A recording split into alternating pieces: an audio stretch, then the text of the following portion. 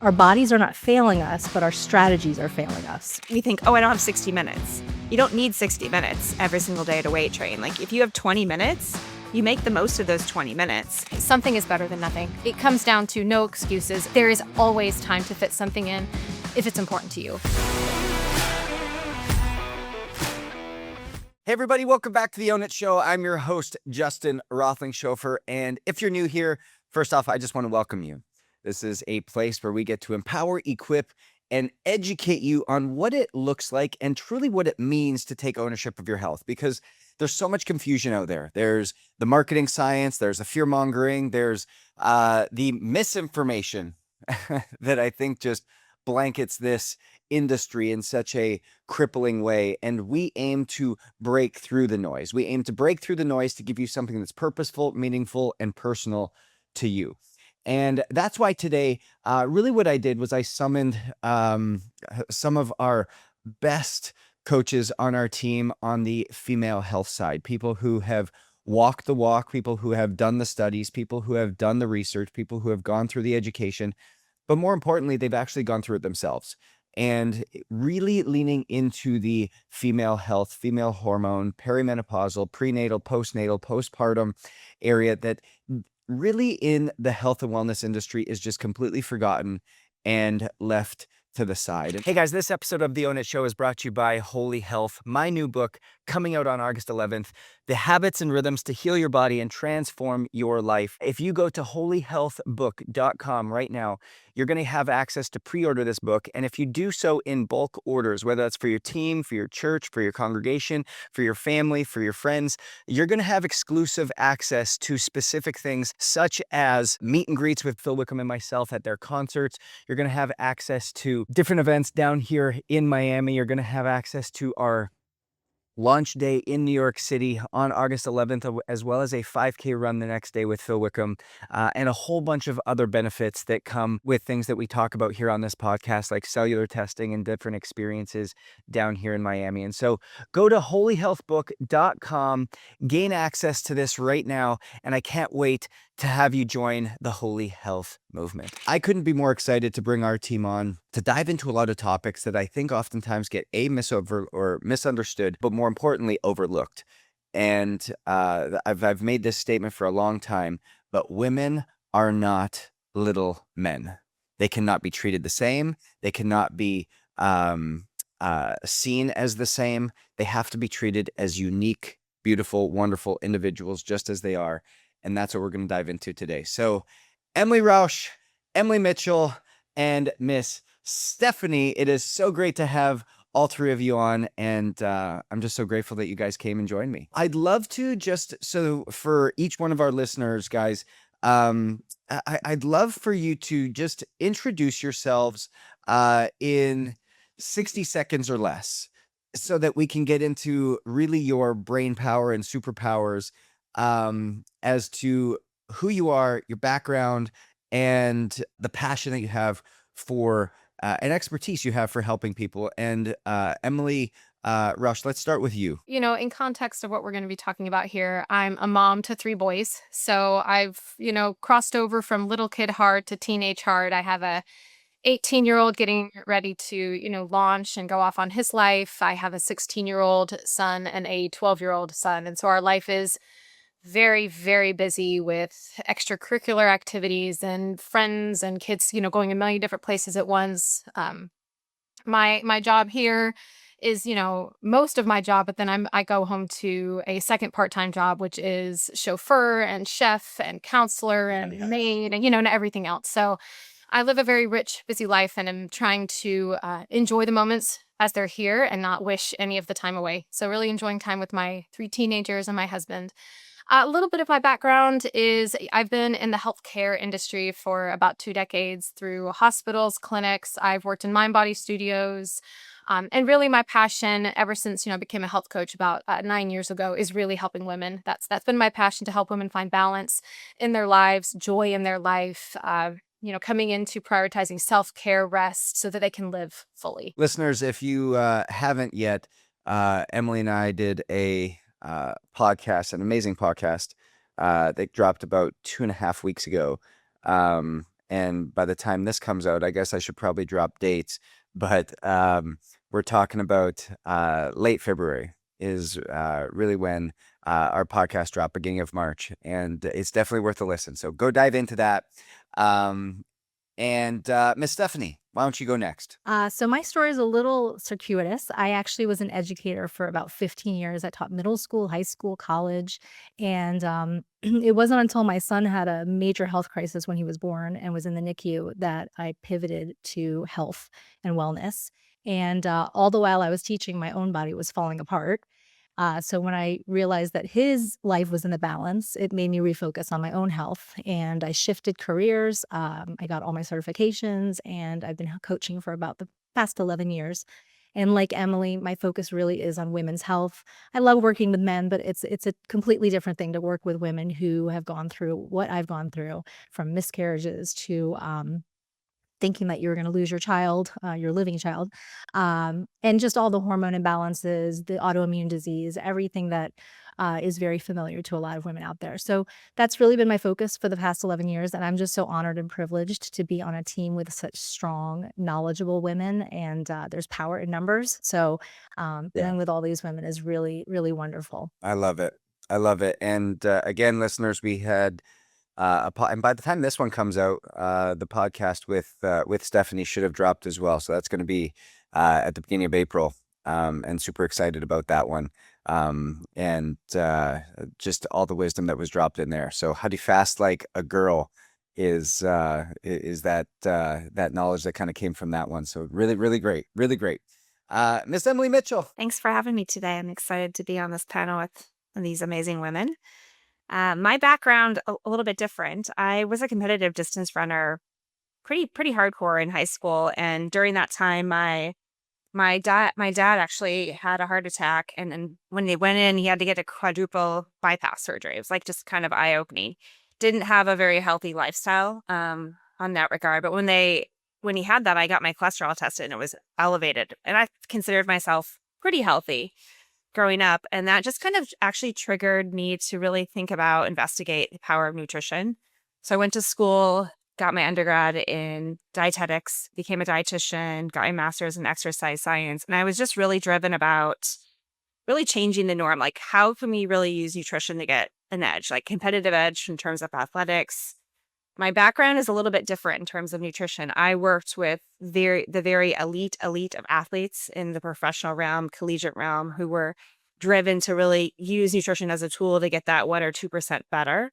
And then I also had a role of working at a very prestigious high-risk fetal medicine practice for over 15 years, working with women who were trying to get pregnant, women who were in high-risk pregnancy, and then really working into the postpartum realm for that. So I really found a passion of kind of working on two different extremes of really helping women, helping athletes just become the best version of themselves, but also really using nutrition as a tool to think about, instead of accepting kind of the norm of things, like in terms of what potential risk factors that you might have, like how can you really take ownership for your own health and really accept that there's lots of things you can do from more of a holistic standpoint to really reverse that necessarily predisposition that you might have for certain conditions for that. So that's actually really fueled my passion to really take what people have and not accept that the norm of that. So I'm just excited to be here and talk more about it. I love it. I love it. And listeners, you'll after this podcast drops,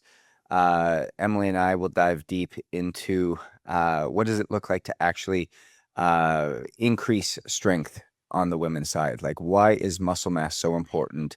And how do we do that in a safe, effective, and personalized way for health and longevity? And so I'm just so grateful for each one of you guys. You're just such a gift to the Own It community and the Own It clients. I don't think there's a company out there doing it as well as Own It is right now, from a diagnostic standpoint, a coaching standpoint, a discipleship standpoint, a custom supplementation standpoint, being able to take everything and put it together. And 90% of what our journey is based on who we have, and you guys are the who. And so I'm just so grateful for each one of you and the transformative journeys that you're able to put together for our clientele. So not only am I blessed and fortunate, but then also the clients that we get to serve are blessed and fortunate to be able to work and walk every single day with you guys.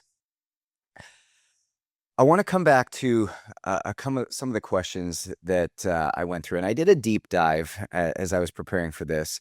And what I did was I pulled up the top 4 questions that every woman is wondering about when it comes to their health. And as I was doing this deep dive, I found a lot of things that, quite honestly, were just very disturbing. But it was a lot of similar trends, similar themes. And the thing about it was, I still remember this video. Um, Played it back, and it was a compilation of probably 25 women. Um, and each one of them had the same story. They were in tears. They were frustrated. They were overwhelmed. They were tired. And a lot of it came back to, um, I feel like I'm going crazy and I don't know what's happening to my body anymore. And everyone just tells me that's the natural way and that's the natural progression. That's what menopause feels like. And all of these different things that, quite honestly, as we've walked through this, we just know that that's not true. And so um, I'd love to hear each one of your thought points and thought processes on this. But what would you say to the woman who feels like her body isn't hers anymore? She has no control, no agency. Nobody seems to want to help, or nobody wants to seem to get an understanding as to what's actually going on. And she feels like she's going crazy. And maybe, Stefanie, I'll turn it over to you first. So first of all, reassurance. You are not crazy. You are not alone. This is something we have all felt during the course of our lives, probably multiple times. Women are unique, and from puberty until menopause and probably beyond that, we are constantly in a state of transition. We are constantly having to deal with fluctuations, and the only thing that's normal is that things are constantly changing for us. So I think the first recognition is that our bodies are not failing us, but our strategies are failing us. So we have to modify our strategies at different stages of our lives. And there's, like you said, there's so much noise out there and there's so many people who claim to be experts. But the reality is that most women can really benefit from a group of people who have expertise, have the knowledge, but also have lived through it and who can give them those techniques and the protocols that really do work. And Emily's and I can speak to the fact that these protocols do work if you're consistent with them, if you're dedicated to them, and if you realize that this is not your destiny. This is not something that is beyond your control, that you have no agency in.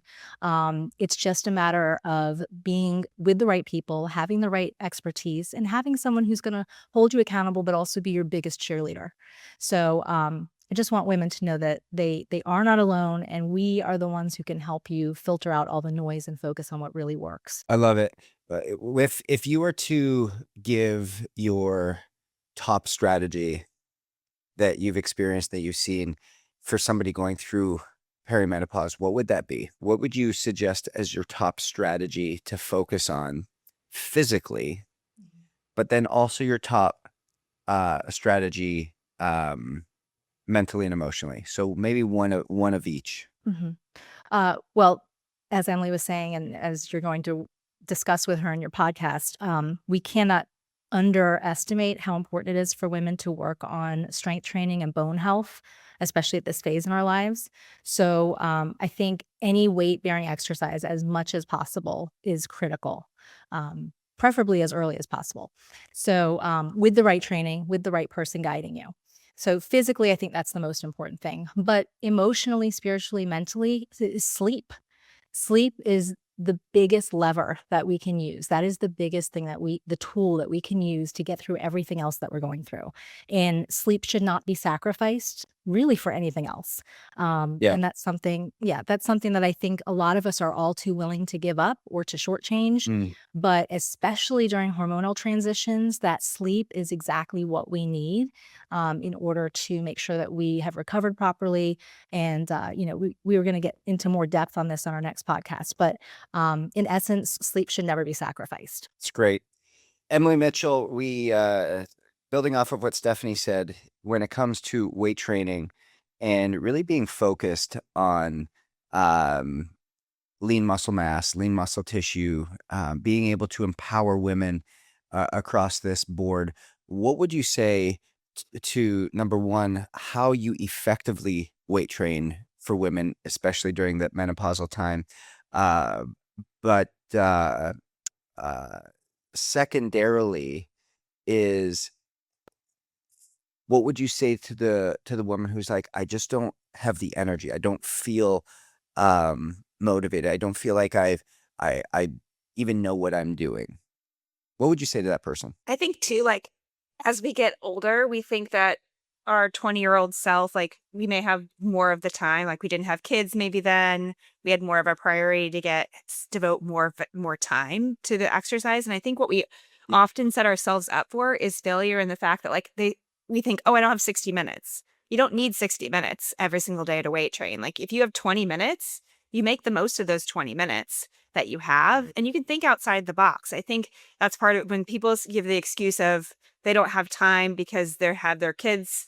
It's like you make the time or put your kids with you. Like it's like you're setting a good example for your kids, because then you're telling your kids like, hey, I have a little girl. And so for me, it's like I'm teaching her that I am a priority and that I can be the best mom because I've prioritized myself. So I can be the best version of myself to her.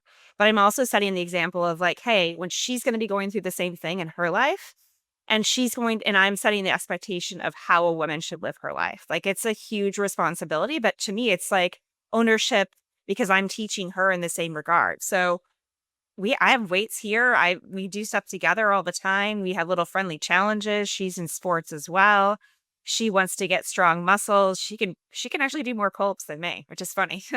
But it's just you're learning these behaviors. But I definitely think that getting back to like how to be effective is getting a coach around you, getting an expert around you that can really look at your form, make sure you're doing that properly, but then also not be afraid to lift heavy. I think a lot of times as women, we think we're going to like bulk up. We just don't have the hormones to bulk up like men do. And I think that's the common fear that women have, is that they're scared because they're like, oh, I'm going to gain all this weight. Well, the really weight that we're thinking about is not the weight on the scale, but it's like your muscle weight, right? Your muscle health is so important to protect your bones, your metabolic health.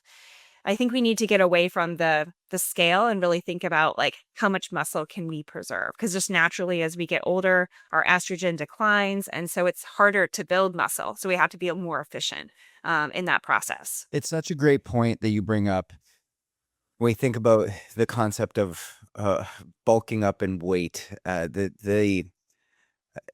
always had just like this weird spiritual discernment as I was coming through school and college. Gosh, this is like 20 years ago. Um, and we always heard the terms like, I just want to tone. I just want to um, train for aesthetics. And I'm just like, my gosh, like, do you know how hard it is to put on muscle? Do you know how hard it is to put on massive amounts of lean muscle? It's like there's people that devote their entire lives to bulking up as huge as they can get, and they still have a hard time doing it. And so if you're training 20 to 60 minutes a day, you are not going to get bulky. You are not going to uh, not be able to fit in certain shirts anymore. If anything, you're going to get exactly what you want. And I still remember this story that I think was so powerful. I was sitting at a group of women. They were all business owners, and I was on a panel, and there were so many again of these terms that were being thrown around that was just leaving people with this level of complexity and confusion. And I ended up saying, um, uh, to like 5 women, I said, "What is your ideal look?" And they said, "I want to be able to look strong. I want to be able to feel energetic. I want to be able to move freely through my body. I want to be able to move without pain. I want to be able to um, have these toned arms. I want to be able to feel confident in a bathing suit." They were all the similar things. And then I said to him, I said, "What if I could get you there? What if you would have everything that you wanted, but the scale said 200 pounds? What would you say?" "Oh my gosh, no, I would never do that. Oh my gosh, no, I would never want that to happen. Oh my gosh, I would never want that to occur." And I said, "You missed the point." I said, "What if you looked, felt, and experienced life in the exact way that you wanted, but the scale said 200 pounds? What would you say?"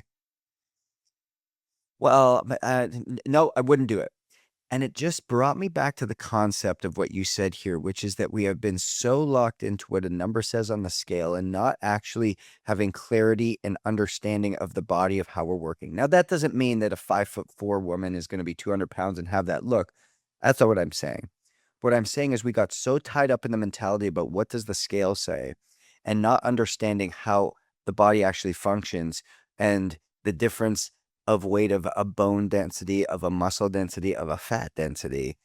And when we start to truly get back to what the body needs and train it in a certain way and prioritize it in a certain way, that suddenly the body starts to do what it wants and we start to look, feel, and perform the way that the body was actually created to. I was just going to reiterate that from the time we're little, we really are brainwashed into Yeah. thinking of this certain image of what is a woman, be feminine, but be strong, but be this. And it Yeah. just comes across as a lot of mixed messaging. So I think it just takes a lot of effort to lose that brainwashing and realize that um the way we see ourselves in a bathing suit or the way we see ourselves in certain clothes or in environments is not the way the rest of the world sees us. It's not the way men Yeah. see us. It's not, and I think that hang up has just really gotten us in trouble as women. So it takes some support from women who know what they're talking about and have the knowledge and the expertise and the experience. To move away from that mindset. And, we are not a sorority house. We are not the group of ladies who are going to be catty and nitpicky. We are the ones who are going to support you and guide you in the best direction so that you feel confident and also optimize your health. Very good. It's very good. The going off what you said, Emily, there's a story. We were just out on tour with Brandon Lake, and Brandon's wife came out with their 2 kids. And every morning, Brandon, myself, and the band, and some of the people on tour, we go and train. We do breath work. We get some recovery in, um, uh, do a bunch of grounding, visualization, all the things. And Brittany was out with us, and she's obviously got the 2 kids. And uh, they were arranging schedules the night before, and I said, "Brittany, why don't you come train with us?" She's like, "Well, I can't. I've got the kids." It's like, "Bring the kids with you." And we walked into the weight room, and Brittany and Brandon were training together on a program. I had the 2 kids, and they did the same program we did, just with a very different weight experience. And we altered a few things, and they loved it. Loved it. And as they got about 45 minutes of the way in, we finished off for 20 minutes, and then they went and played soccer in the corner, and then they did the breath work with us. And they had this experience, and when we asked them at the end what they thought about that, they were like, "I didn't know I could do all those things." And then as soon as we were leaving, they were like, "Hey, can we do this again tomorrow?" There's so much power in being the example of what a strong woman looks like in the family. And Emily Rusch, I want you to kind of just lean into even maybe pulling off of that story of what does that look like raising toddlers, youngins, and then teenagers, and being able to implement that for yourself and being a example no matter the stage of life that you're in hormonally, but also familially, whatever that word is, from a family aspect. Great question. So I absolutely love the mentality of, what Emily Mitchell was saying of something is better than nothing. Like there really, it comes down to no excuses. There is always time to fit something in if it's important to you. So whether that's a 20-minute circuit at home, whether that's involving your kids in your fitness, absolutely. And one of my passions is really helping women figure out what are your barriers that keep you from following through with your goals. But, when my kids were little, I mean, in all honesty, I felt like the only way that I could get a workout in was to have a gym membership. And I taught group fitness the whole time my kids were little, and they hopped around to multiple different gyms. But if I was working out at home for me, my kids, I was worried they would injure themselves, that I would injure them because I'm throwing weights around and they're walking around. So what worked for me at that time was having a gym membership where my kids could go and play in the little kids section. And that was how I was able to follow through with that goal.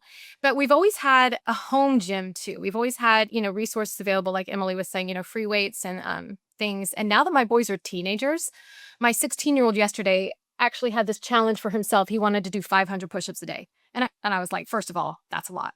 Second of all, just seeing that this mentality of me and my husband are both people who really prioritize our health and our fitness, and seeing our children pick up those same patterns and make this priorities for themselves, it's very cool to see how our values align and are passed down, and that we have this family theme of health and prioritizing ourselves. I love it. It reminds me of something I wrote in The Power of Ownership, which is habits are caught, not taught. And a lot of us try to speak things over our kids, speak things over our family, while we fail to actually lead by example. And more will be caught than will ever be taught. And I think as we're able to really capture that, the best thing that we can do as parents, as moms and dads, is show the way, demonstrate the way, show the behaviors. What do you want them to embody? What do you want them to emulate? And thus invite them into it. Now, I want to go back to a narrative that I think has really been pushed on women. And I'm curious to have each one of your thoughts on this. And maybe Emily, or we'll start with you and go Emily, Stefanie, in terms of order, and you guys can just pick up on that. But I feel like our culture has put the cape on women and said, you guys need to be great at home. You need to be great at work. You need to be great here. You need to be great there. You need to be everything for everybody. And for somebody who's listening, who feels like I'm just exhausted every single day. I don't know where to start. My body feels like it's not mine anymore. And I feel like I'm being told that I have to be great and perfect in every scenario. What would you say to them? This is what we really got into in our podcast, right? The myth that women have to be everything for everyone. Show up at work, show up as a mother, show up as a wife, show up as a friend, show up as a church member, show up in their service, that we think that we're capable of doing it all. And what would I say to them is, an exercise I like to do with people is helping them to make a list of energy gainers and drainers. First, let's see, what is it that really fills your bucket? What are the tasks that you do during your day that help you feel more fulfilled and joyful? And then let's make a list of the things that really drain you. Maybe making dinner every night is the energy suck of your life, and that's the thing that comes up first. So then we can allocate resources. All right, what is available that we could offset some of these things? So maybe it's having some of those factor meals brought in a couple nights a week, or so the things that really fulfill you. Hey, getting out and going for a 20-minute walk every day, let's put that to the top of your list so that you can fill in and balance these other things. And again, the reason I wanted to have y'all on is you guys obviously live this. And I think there's nothing I hate more than looking at somebody behind a screen telling women how to live when they're in fact not a woman themselves, which is, again, the kind of the position I find myself in. And just even hearing what you're saying, it's like, what does it look like to stop trying to be everything for everybody? Hit the pause button, reflect on what your body's telling you, reflect on what your soul is communicating to you, and then be willing almost to not just reprioritize, but also outsource. There's Elise and I lead something called the Couples Collective, and we just talked a lot about this when we broke up, men and women, and we talked a lot about this to the women, was be willing to outsource. Be willing to outsource some of the food preparation. Be willing to bring in a house cleaning assistant once every couple weeks. It does not make you less than a woman. It does not make you less than a mother. It does not make you less than a spouse in being able to do this. What it actually does, it allows you the capacity to actually be more of what you desire to be. Because you're not a cleaning person, you're not a cook, you're not a homemaker. You're called for more than that. You're called to be a loving steward of this life that you've been given. And what does that look like to be able to show up as your best?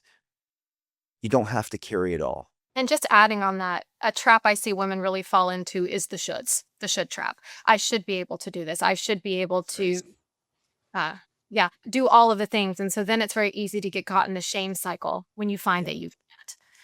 So yeah, giving yourself permission to outsource and seeing that as a win, as a victory, because then it allows you to show up in your full capacity in the areas in your life that really matter. Great.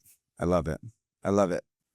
Emily, what about you? Big one for me would be prioritize something first thing when you get up in the morning for yourself, whatever that little thing is, something that defines you, that makes you you. Because what happens is that sets the precedence for the rest of the day. You've then done something for yourself.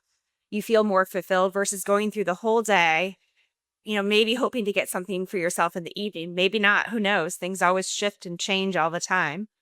That you're not then resentful, or you're not feeling like, gosh, just like, I wish I could do this. I wish I could do that. Or just not even present in the environments that you're in. And just notice the difference over time of giving yourself, even if it's 10 minutes of something in the morning that you truly love to do, whatever that is. And notice how you show up for the next week, even, and just be consistent on it day in, day out. The other thing I would say too, and I know that Stefanie had touched on it, is setting a good schedule for yourself at night as far as your wind down, because what you do at night sets you up for success the next morning. So if you're able to wind down effectively, get a decent night's sleep, then you have the energy to do the things that you want to do there. So I think definitely that would be my number one thing. The other thing that I did was I made a list of things that I do every single day and things I hate doing. I would think, okay, what can I do? So for example, when you mentioned the cleaning, we have a cleaning lady that comes in twice a month that does all the deep cleaning because I just don't have time for it. I hate it. It's one less thing I need to do. Grocery shopping. I get a produce box once a week. I order my groceries. I pick them up. I don't even go in. Because that's my least favorite thing to do. If I'm going to have an hour, I don't want to shop. I'd rather do something else with that hour for it. So it's making the most effectiveness of your time. And then the other thing is just have clear communication with your partner of like, maybe your partner can help you out. Like my husband and I tag team a lot. We call it Team Kai, my daughter. Like you have her for soccer pickup. I have her for dance. We have this thing tonight. Can you grab her? Because if you don't have communication effectively with your partner, then you think it's always on you, where half the time they could probably help you out and would be willing to help you out as well, too. Those are my top things. So great. I think oftentimes, again, it kind of comes back to what we were saying is the female leader of the household oftentimes thinks that they have to do everything. And when you try to be everything to everyone, you end up being nothing to anyone, and you feel like you're failing in every direction. And so I think it's such a great point that and some really helpful things that you kind of walk through. Stefanie, what about yourself? Well, just to follow what the Emilys have said, in my own household, I know I have an 11-year-old and I have an 18-year-old. And when they were little, very little, it was hard because I couldn't depend on them to do anything. And my husband would be at work and I would just, my priorities were their health and their happiness. If the toilet didn't get cleaned, if the dust built up, that definitely had to take a back seat to everything else. So I think the main point is that women have to prioritize. You have to decide what's the most important to you, and I did that very early on. So cooking actually was therapeutic for me. So I enjoyed cooking. That was my priority. I wanted to make healthful meals, but again, cleaning the house definitely was not a priority for me for a long time. As my kids got older, though, I started to ask, or not ask, but request that they would participate and they would chip in and they would, make their beds or at least sweep your room. Delegating duties, and it also helps them to see how much work it does take to run a household and how difficult it is to to multitask constantly. So I think my daughter's a lot more responsible because I clued her in and I got her involved very early. And also just reaching out to your partner, your spouse, so that resentment does not build. I think a lot of women stay silent and they don't say anything and they don't ask for help. And then it just blows up. And then the poor guy is like, what did I do? Right. Well, it's not what you did today. Let me give you the list. Yeah. So I just think it's not a healthy way to live for anybody. So just making sure that you tackle those things as they come is a much better approach. Very good. What's and this is kind of just going to be rapid fire through each one of you. I'd love to hear from each one of you, but as you get something that kind of is spurred, just feel free to open up. But what's been a health struggle that you've walked through at some point of your life, be that perimenopause, be that something earlier in earlier in your journey, postpartum, any of these kind of things that are very common in women. What's been a health struggle that you've walked through, and it ultimately has led to you building a habit set that's non-negotiable for you today? Well, I don't know if I'm the only one on this podcast who's had miscarriages, but my husband and I decided we wanted to have kids in our mid-20s, and I got pregnant right away. But then about 9 weeks in, I lost one of the babies. They were identical twins. And then a few weeks later, I lost the other one, and this happened 3 times. So I thought my body was working pretty well until that happened, and then you start going to these doctors, and they tell you, "Yeah, something's not right with you," and they do all the testing, and you start to think, I'm not a woman. I'm having trouble having a baby. That's like my one purpose in this life. So I think in retrospect, looking back, I would definitely have focused on a functional nutritionist, functional medicine, instead of continuing to go to quote unquote Western experts who really didn't offer me any insights. It took it took a couple years for me to have a healthy baby. And then I had miscarriages again. And it basically took my own research and my own investigation to realize that my body was not in alignment between my autoimmune disease and the poison that I was eating, which came in the form of gluten and dairy for me. I really wish that I had sought out help from an alternate expert sooner. So again, it's not always you who's out of alignment. It might be the experts you are talking to who are not in alignment with what you need. I think for me personally, I had kids. I thought I was going to have kids like right away as well. And my husband and I tried to conceive for a while. Nothing happened. So we went to a fertility specialist, and we actually found that it was something actually with my husband that was affecting our ability to get pregnant. So in my vision, I thought, oh, I'm going to get pregnant naturally. Everything's going to be fine. Well, personally, I had to go through IVF for us to get pregnant. And so that was something I had to like shift my mind around, which then affected my daily routine. Obviously, I'm not one of those people that takes medicine or hormones. So that was a new shift for me. And I had to make sure that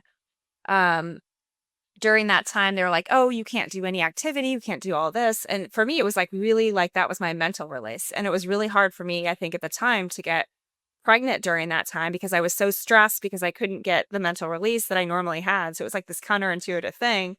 And I just surrendered to the fact of like, I'm going to just be me and do me during this time. And I got pregnant and it worked.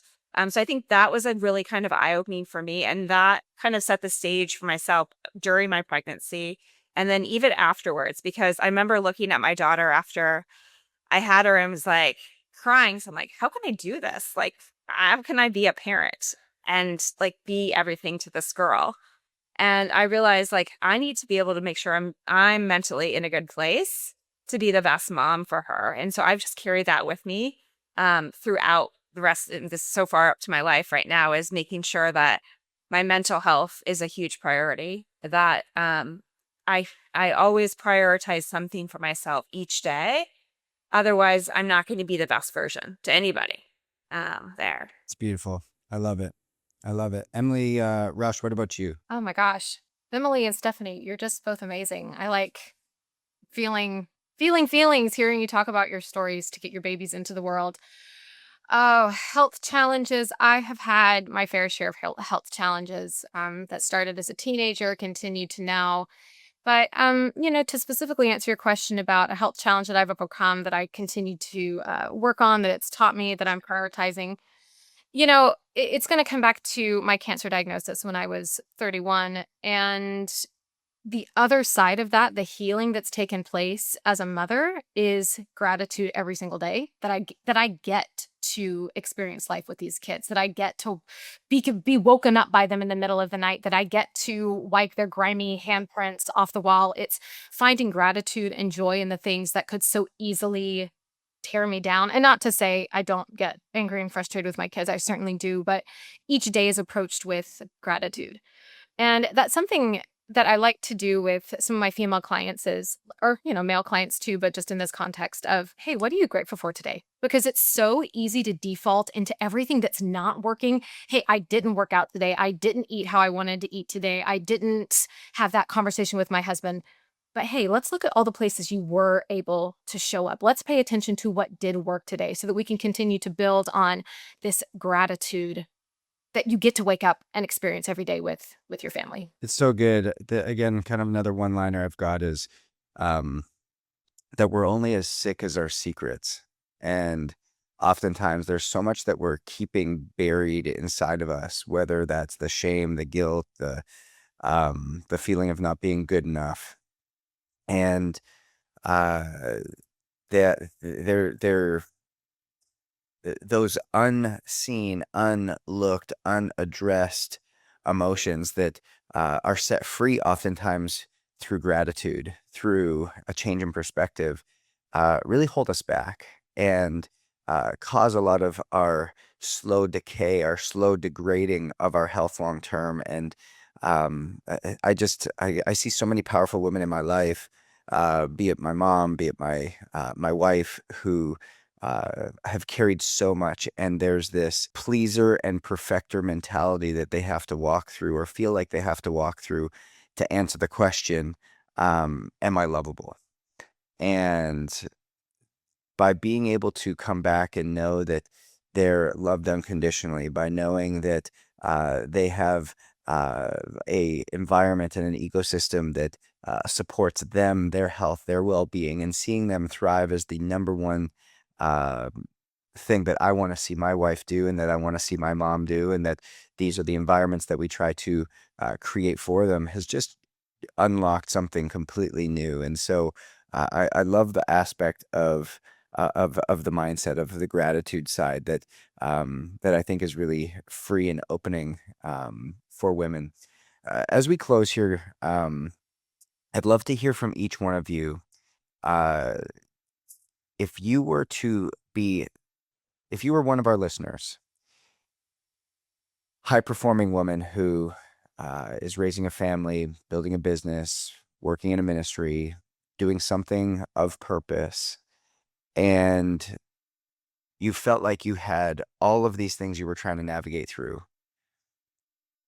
If you were that listener speaking to yourself X amount of years ago, what would you say to that person? I would definitely say, slow down.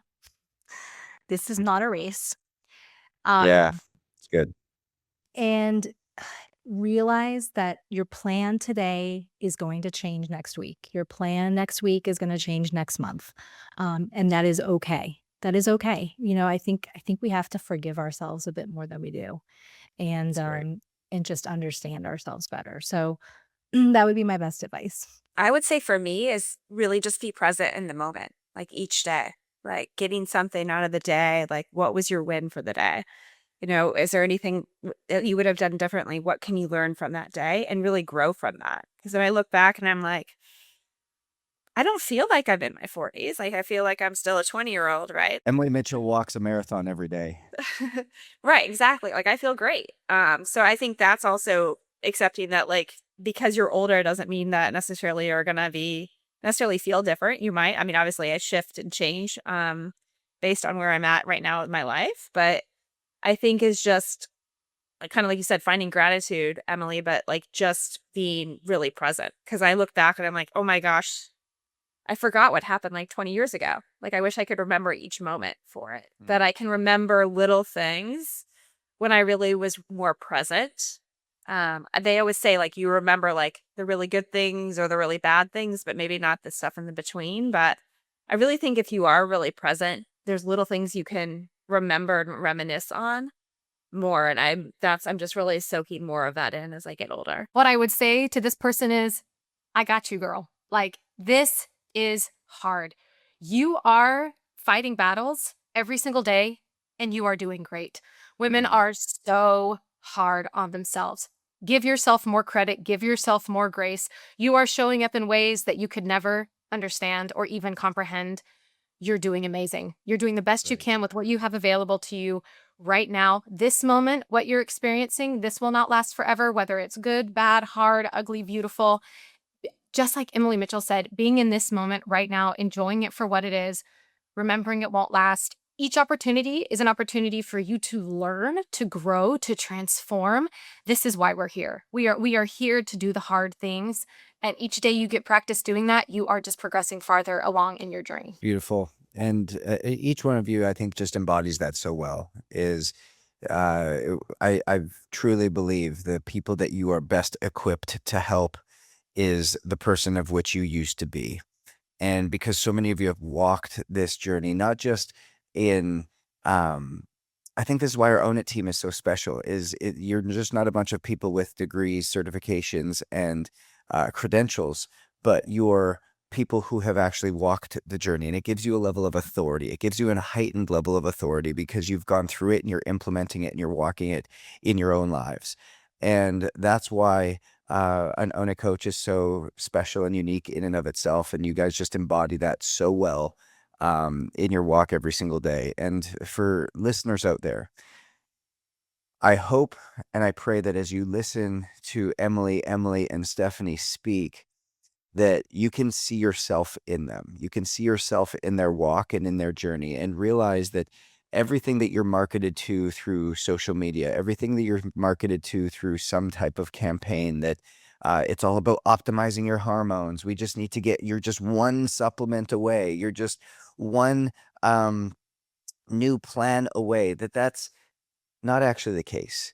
That we need you to walk in the greatness of who you are. We need you to walk in what's already gifted and already inside of you. This is not about optimizing you to a higher degree. It's about building capacity to allow you to carry the calling that's already on your life, that is already there. You were created to heal, created to thrive, but we have to live in alignment with that, as Stefanie said. And as we start to do this, we start to learn that your body is such a great gift, that that it is truly the holder of infinite wisdom, and that as we walk forward in this, that there is healing coming to you as you make a different decision, and our team is equipped to be able to do that. And so if anything that Emily, or Stefanie has said today that stood out, that you start to relate to them, that you start to be like, man, I feel seen in this arena, that is on purpose, because that is who we serve, who we help, and how we help. And I just encourage you to go to ownitcoaching.com and reach out and say, hey, this is me. I want to have a conversation with somebody so that I can help understand if this is a journey that I can go on, and that I don't have to just go down the hormone injection route. I just don't have to continue to lean into this brokenness that I feel and this sense of crazy that I feel, and move forward without any type of understanding of where I'm going. We want you to be seen. We want you to be heard. We want you to feel loved. And we want you to know that you were created to thrive. You were created to heal. And we're here to help you do that. And so at the end of the day, we know success is different. So own your different. And each one of you women out there, we love you. We see you. I've got such a heart for women because I've got an absolute powerhouse that I get to live with every single day, which is my wife. I have a mom that I am a product of. And I just love to see the women of our lives thrive because what they carry, as Emily Rusch said so well, it's so much greater than you could ever imagine, so much greater than you could ever comprehend. And what you do for each one of your kids, for your spouse, for those around you, you carry the weight of the world. And we want to be able to hold your arms up and help you do that in a powerful way. At the end of the day, success is different. So own your different. We'll see you guys next week.